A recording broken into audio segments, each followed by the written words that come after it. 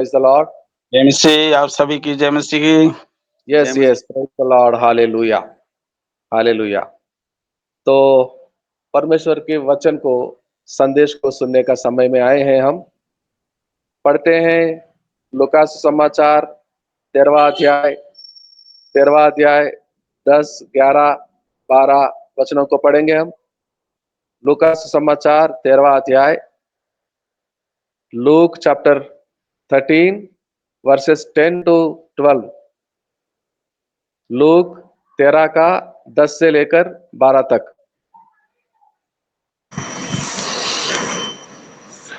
शब्द का के दिन वह एक एक आराधना में उपदेश कर रहा था। वहाँ एक स्त्री थी जिसे 18 वर्ष से एक दुर्बल करने वाली दुष्ट आत्मा लगी थी और वह कुबड़ी हो गई थी और किसी रीति से सीधी नहीं हो सकती थी। यीशु ने उसे देखकर बुलाया और कहा कि हे नारी, तू अपनी दुर्बलता को से छूट गई। तब उसने उस पर हाथ रखे और वह तुरंत सीधी हो गई और परमेश्वर की बड़ाई करने लगी। आमीन। आमीन आमीन। यीशु मसीह सब्त के दिन आराधनालय में उपदेश कर रहे थे। तो उस समय का आराधना यीशु मसीह के समय में सब्त के दिन ही होता था, यानी कि शनिवार को।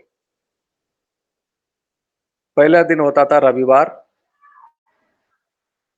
और छठा दिन होता था शुक्रवार, जो 6 दिनों में परमेश्वर ने सारा सृष्टि का रचना किया और 7वें दिन में विश्राम किया। सब्त के दिन आज्ञा दिया गया था कि 7वें दिन में कोई इजरायली के घराने में 12 गोत्रों में कोई खेतों में नहीं जाएगा, कामकाज में नहीं जाएगा। अपने आप को शुद्ध करेंगे, परिवारों के साथ, बच्चों के साथ सब मिलकर माँ बाप के समेत प्रार्थना करने प्रार्थनालय में जाएंगे, आराधना करेंगे, परमेश्वर के वचनों को पढ़ेंगे, आराधना ही करेंगे सब्त के दिन, और कोई कामकाज कोई नहीं करेगा। अगर कोई करेगा तो उसको पकड़कर पुरनियों के पास ले जाएंगे, दोष लगाएंगे और गांव के बाहर घसीटते हुए ले जाएंगे, पत्थर मारकर पथराव करके उसको मार डालेंगे। इतना कठिन होता था। आराधनालय में नहीं आए तो सब मिलकर उसके घर में जाते। घर पे नहीं मिला, कामकाज में गया है तो कामकाज, खेती बाड़ी, जहां भी वो, उसको ढूंढ कर लाते हैं और उसको मार देते हैं। आराधनालय, प्रार्थना, चर्च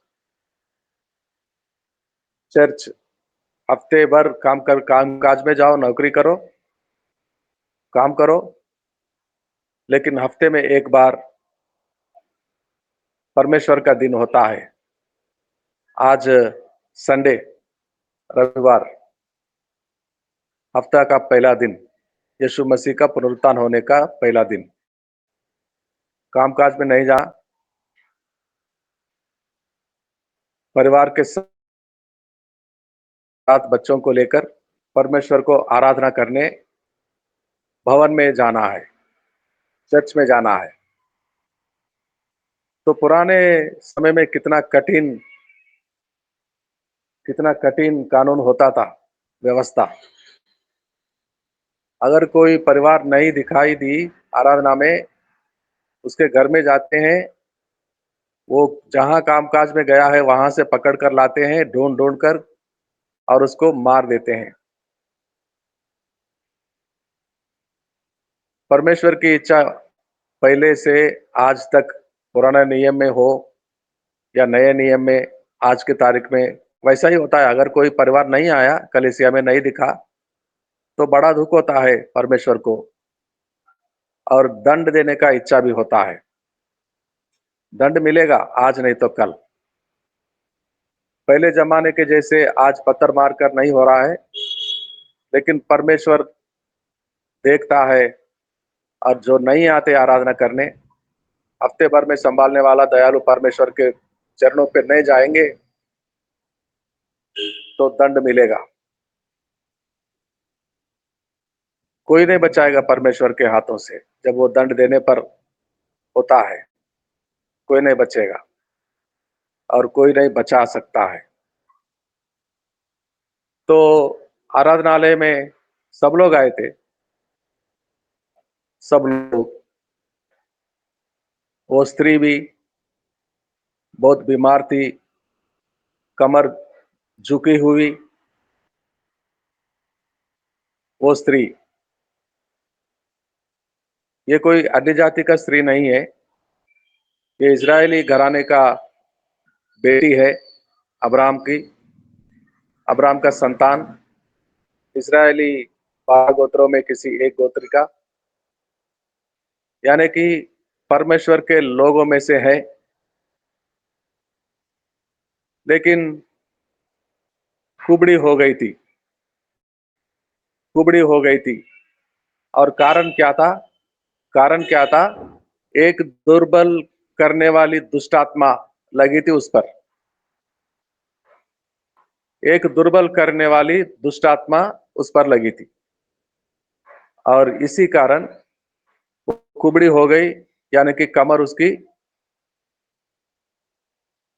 सीधा नहीं होता था। कुबड़ी जिसकी कमर झुकी रहती है, वो सीधे खड़े रहकर ऊपर नहीं देख सकती, उसके नजरें हमेशा जमीन पर होते हैं, पैरों पर होता है। झुकी हुई कमर, कुबड़ी, यीशु को भी नहीं देख पाती, फिर भी आती है, फिर भी हर सप्त के दिन, हर शनिवार को प्रार्थनालय में आती है, कमर झुकी हुई, किसी कोने में बैठ जाती। यीशु ने देखा, यीशु ने देखा ये कई दिनों से कमर झुकी हुई आ रही है, क्या कारण है? यीशु सब कारण मालूम होता है। वहां का कोई नहीं जानता था, आराधनालय का प्रमुख भी नहीं जानता था, याजक हकीम नहीं जानता था, लेकिन यीशु सब जानता है, देखा है उसको। यीशु दृष्टि लगाए उस पर और वो जान गया कि दुष्ट आत्मा लगी है, दुष्ट आत्मा बैठी है उसके कमर पर, वो दुर्बल करने वाली एक दुष्ट आत्मा। कब से बैठी है? कितने दिन हो गए हैं? 1 हफ्ता, 2 हफ्ते, 1 महीना? कितने दिन हो गए थे पढ़ रहे थे आप विश्वनाथ प्रसाद जी? कितने दिन से वो कुबड़ी हो गई? 18 वर्ष से सर। 18 वर्ष, 18 ईयर्स, 18 ईयर्स बहुत लंबा समय होता है, बहुत ही लंबा समय होता है। 18 वर्ष पहले कोई किसान अपने खेत में या अपने घर के सामने एक पेड़ को रखा होगा, तो 18 सालों में वो कितना बड़ा पेड़ हो सकता है? कितना बड़ा? अगर वो आम का पेड़ है तो 4-5 साल से वो पेड़ लगाने के बाद फल देना शुरू करता है, तो कम से कम 12 सालों से वो पेड़ देना शुरू होता है और इतना फल वो पेड़ देता है, बहुत सारा फल मिलता है उसमें। 18 साल, 18 साल पहले एक छोटा सा नगर को गए थे हम, तो आज जाके देखे तो क्या वो नगर डेवलप होता है? हम पहचानेंगे नहीं। ये वही नगर है, वही शहर है, वही गांव। सुबह एक बस आकर जाती थी, और शाम को फिर से आती थी 18 साल पहले। आज देखो कितने गाड़ी आते हैं, कितने ऑटो आते हैं, कितना रिक्शा, कितने बस, और कितने बड़े सड़क हो गए हैं आज, और कितने कितने बड़े स्कूल कॉलेज खुले हैं, और कितने पॉपुलेशन बढ़ गया है 18 साल में। 100-200 लोग होते थे छोटा सा गांव में, आज कितने हो गए हैं। It's very very so long period, 18 years, 18 साल। जब 12 साल के थे यीशु मसीह, वो जान गए थे कि वो उसके परमेश्वर पिता के कामों को करने के लिए धरती में आया है मसीहा बनकर। 12 साल के वर्ष में, 12 साल के उम्र में जानता था वो। क्या आप लोग नहीं जानते मैं मेरे पिता के काम से आया हूं यहाँ धरती पर? मरियम से और यूसुफ से संसार के धरती वाले मम्मी पापा को जवाब देते थे भवन में, और चलकर जाते थे अपने मम्मी पापा के साथ नाजरेत में। और 18 साल वो घर को संभालता था। जब 30 वर्ष के हुए थे, सुसमाचार प्रचार करने, सेवा करने शुरू किए थे। 18 साल, 18 साल। कभी न्यायों के पुस्तक में परमेश्वर क्रोधित होकर इस्राएली लोगों पर, जो व्यवस्था को नहीं मानते थे, परमेश्वर का भय नहीं होता था, अन्य देवताओं का आराधना करते थे, मूर्ति पूजा करते थे, तो परमेश्वर ने क्रोधित होकर उनको दुश्मनों के, पड़ोसी मुल्कों के हवाला कर दिया था, और वो 18 साल इजरायली लोगों पर दबाव करते थे। न्यायों का पुस्तक 10 अध्याय 6 से लेकर 8 तक पढ़ेंगे। द बुक ऑफ जजेस चैप्टर 10 वर्सेस 6 to 8। न्यायों का पुस्तक 10वां अध्याय और 10 का 6 से लेकर 8 तक।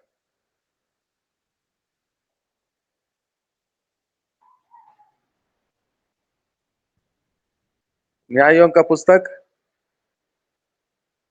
10 का 6 से लेकर 8 तक।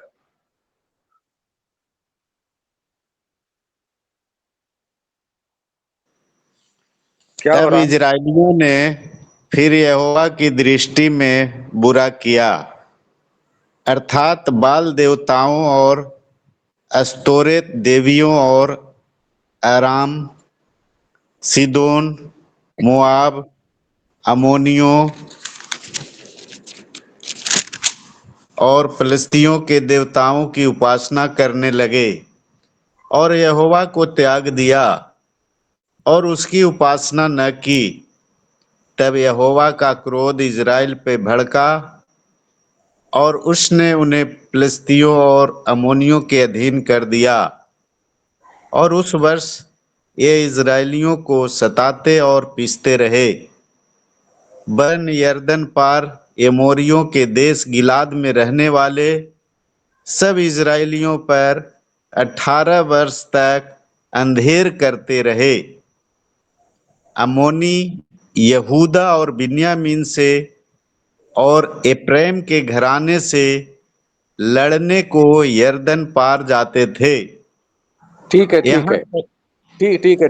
18 साल, 18 साल परमेश्वर ने दुश्मनों को सौंप दिया है अपने लोगों को।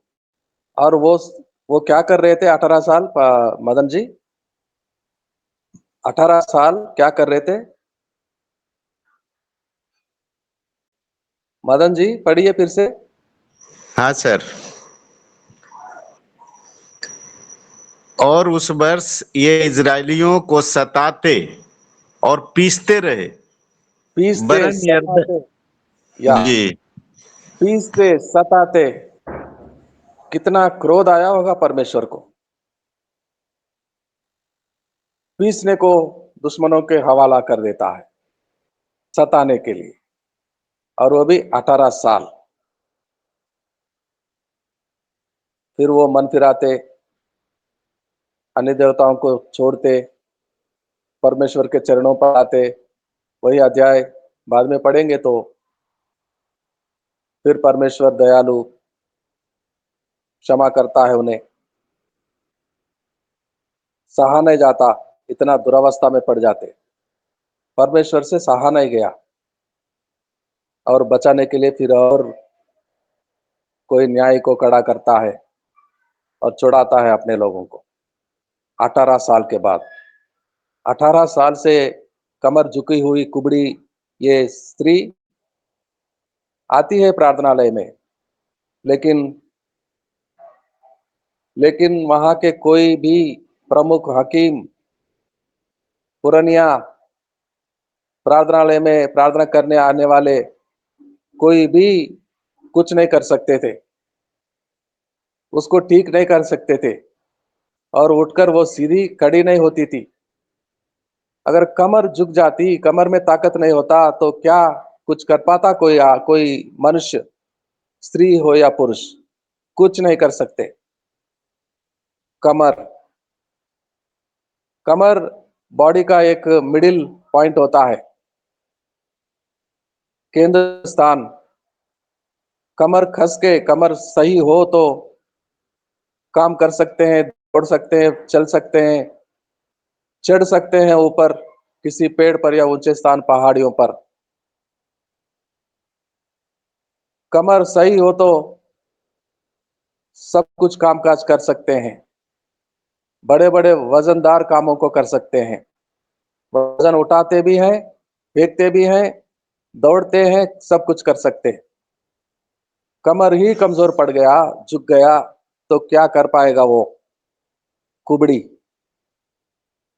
कमर ही कमजोर पड़ जाता है तो क्या करेंगे, कुछ नहीं करेंगे। और यहाँ कारण क्या था, न्यायों के पुस्तक में कारण था कि यहोवा को छोड़ दिए, त्याग दिए, भय नहीं मानते थे, मनमानी करते थे, अन्य देवताओं का, अष्टारोत बाल देवताओं का मूर्ति पूजा करते थे,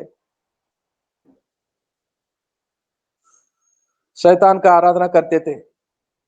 और यहाँ शैतान आके बैठी है किसी दुष्ट आत्मा दुर्बल करने वाली, उसके कमर पर, और कमर झुक गई है 18 सालों से, सीधी नहीं हो सकती थी।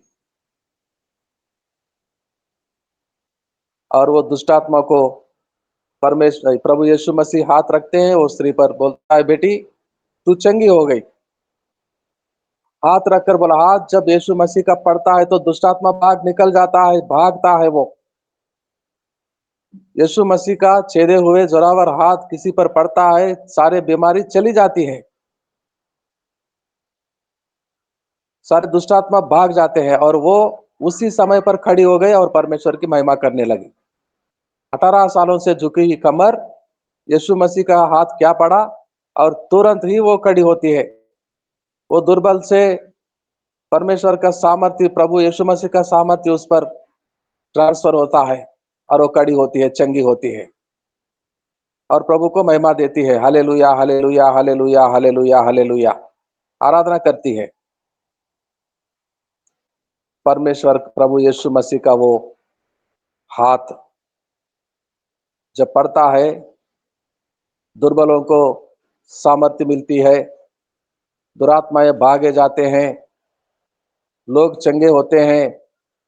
चाहे वो 12 साल की खून की धारा बहती वो स्त्री हो, चाहे 18 साल की कुबड़ी हो गई ये स्त्री हो, जन्म से लेकर अंधा था वो हो सकता है, और कई सालों से कोढ़ी की बीमारी से पीड़ित लोग होते थे, और 38 साल से बीमार व्यक्ति वहां बेतेस्दा के वहां पर पड़ा होता। कोई भी हो, यीशु मसीह का हाथ जब पड़ता है सब लोग ठीक हो जाते हैं, दुरात्माएं भागे जाते हैं, चंगे होते हैं लोग, छुटकारा मिलता है, पापों का क्षमा मिलता है, बीमार किडनी ठीक होते हैं, क्रिएटिनिन लेवल कम होता है। यीशु मसीह का हाथ जब पड़ता है तो चमत्कार होता है और सारे लोग ठीक होते हैं। तो कमर का वेरी वेरी इंपॉर्टेंट हमारे बॉडी में। कमर ठीक हो तो सारे कुछ काम हम कर सकते हैं। अगर कमर कमजोर हो गया तो कुछ नहीं कर पाएंगे हम, कुछ नहीं कर पाएंगे। लूका समाचार 12 का 35 को पढ़े, 12 का 35। The book of Luke chapter 12 and verse 35।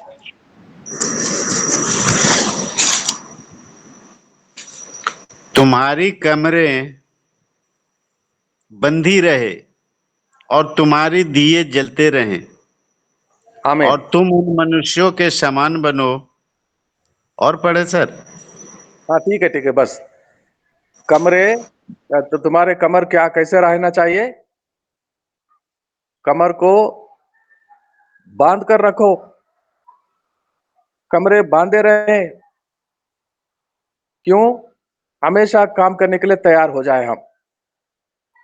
हमेशा कमर बांधने का मतलब होता है काम करने के लिए तैयारी, कहीं जाने के लिए तैयारी, कुछ करने के लिए तैयारी। कमर बांधे रहो, कमर कसे रहे, हमेशा यीशु के कामों को करने के लिए तैयार रहे हम। कमर कमर कमजोर हो गया कुछ नहीं कर पाएंगे, कमजोर हो गया आदमी हो जाएंगे हम। इसलिए इसलिए भी हमारे कमर हमेशा बांधे रहे। और कैसे कैसे कैसे बांधे रहे?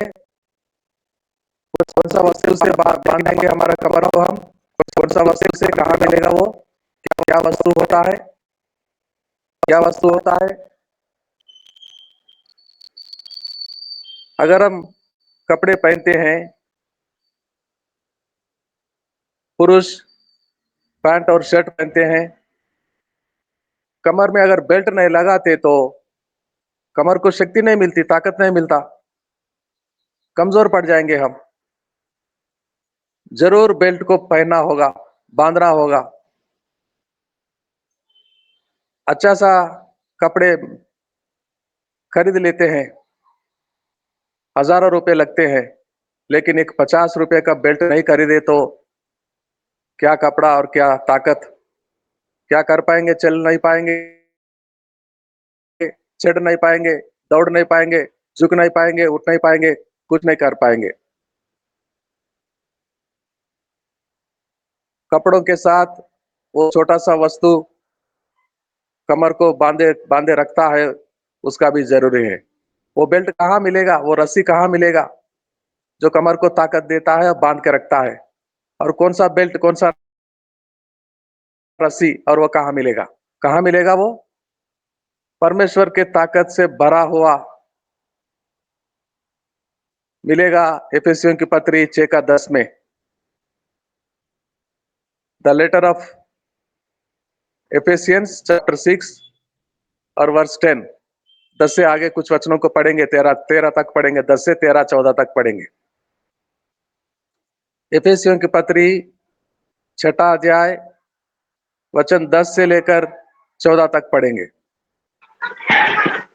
इसलिए प्रभु में और उसकी शक्ति के प्रभाव में बलवंत बनो, परमेश्वर के सारे हथियार बांध लो कि तू शैतान की युक्तियों के सामने खड़े रह सको, क्योंकि हमारा यह मल्ल युद्ध लहू और मांस से नहीं परंतु प्रधानों से और अधिकारियों से और इस संसार के अंधकार के हाकिमों से और उस दुष्टता की आत्मिक सेनाओं से है जो आकाश में है। आमीन। और पढ़िए, और पढ़िए। इसलिए परमेश्वर से सारे हथियार बांध लो कि तुम बुरे दिन में आसमान सामना कर सको और सब कुछ पूरा करके शिस्ती रह सको। इसलिए सत्य से अपनी कमर कसकर और धार्मिकता की झिलम पहनकर और पांव में मेल के सुसमाचार की तैयारी की जूते पहनकर रुकने का नाम ही नहीं लेते हैं। एक्सप्रेस एक बार शुरू होता है तो विश्वनाथ प्रसाद जी रुकने का नाम ही नहीं लेते हैं। ठीक है, तो वो बात हमें चाहिए कि कमर किसके साथ कस के रखना है? कौन सा वस्तु से? सत्य से। सत्य से। कमर को कसने का, बांध के रखने का वस्तु का नाम है सत्य। और सत्य कहाँ मिलता है? कौन है सत्य? कौन सा बाजार में मिलेगा? मुंबई में मिलेगा, दिल्ली में मिलेगा, बनारस में मिलेगा? कहाँ मिलेगा? सत्य कहाँ मिलेगा? सत्य यीशु का दूसरा नाम है। यस।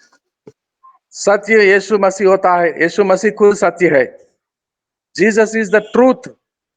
एंड वो ट्रूथ से, वो सत्य से हमारे कमर को कसे रखना है, बांध के रखना है।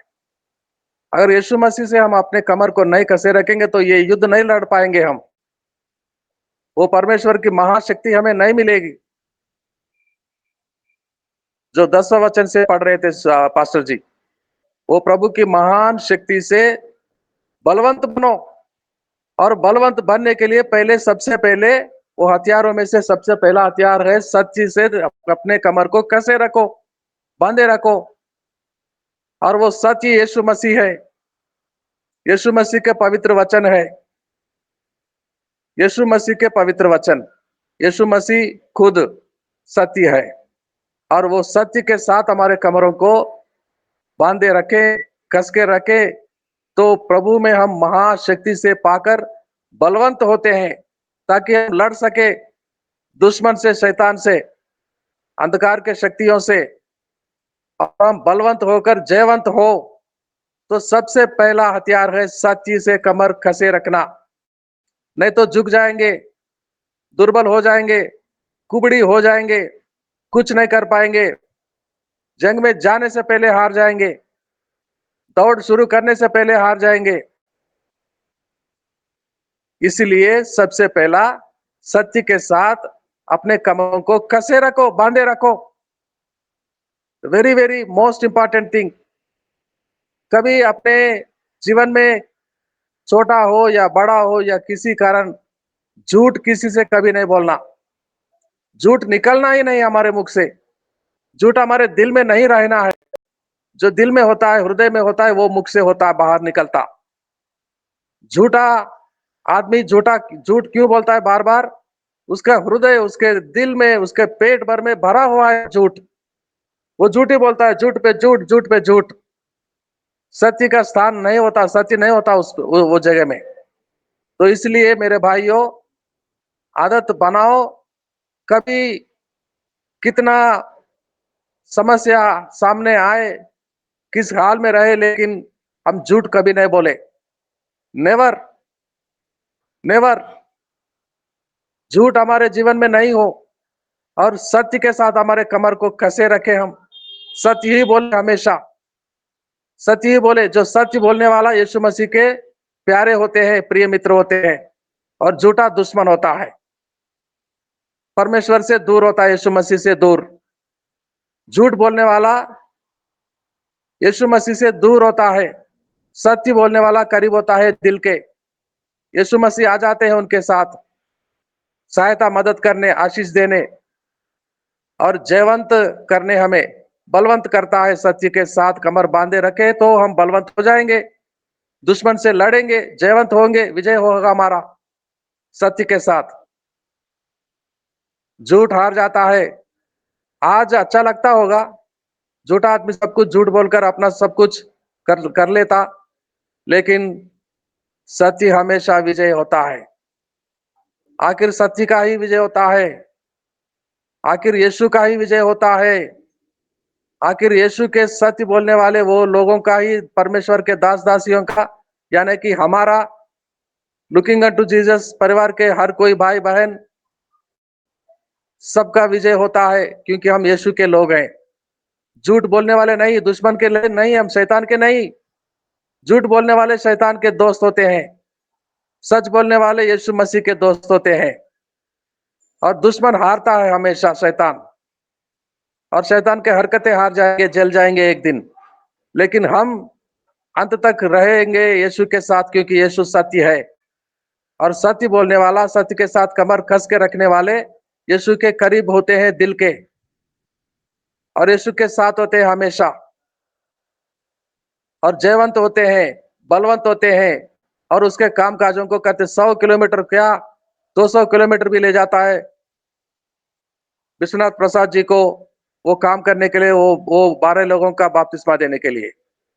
कैसे जाएंगे? कमर कसेंगे, बेल्ट को बांधेंगे कमर में और चल पड़ेंगे। गाड़ी से हो, मोटरसाइकिल से हो, बस में हो, जाएंगे जरूर यीशु के साथ, और वो काम काज पूरा करके आएंगे। और हम सब महिमा करेंगे, प्रार्थना करेंगे उस दिन, धन्यवाद करेंगे। सच बोलने वाले यीशु के दिल के करीब होते हैं, यीशु उनके साथ चलते हैं। झूठ बोलने वाले दुश्मन के शिकंजे में फंसे जाते हैं और उनके जीवन में कभी सफलता नहीं मिलेगा। हार के बाद हार, हार के बाद हार, बीमार के बाद बीमारी, तितर बितर होता है जीवन, अस्त व्यस्त हो जाता है झूठ बोलने वालों के जीवन। लेकिन आखिरी तक खड़ा होता है सत्य।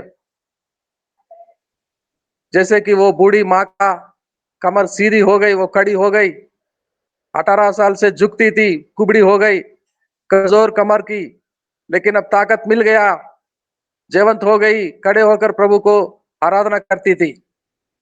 तो आज भी हमारे पुराने 18 सालों से झुका हुआ कमर को आज पिछले जीवन भर में धोखे पे धोखा करते थे, मनमानी करते थे, झुक गया था, कमजोर हो गया था, कुबड़ी हो गए थे हम, हमारा कमर झुक गया।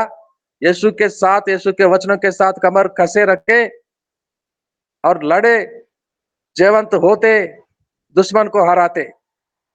प्रभु को धन्यवाद हो, हमारे कमरे हम हमेशा बांधे रखे हम सत्य के साथ, और ये जंग लड़ेंगे, जीतेंगे। धन्यवाद हो प्रभु का। आखिरी प्रार्थना होगा। आखिरी प्रार्थना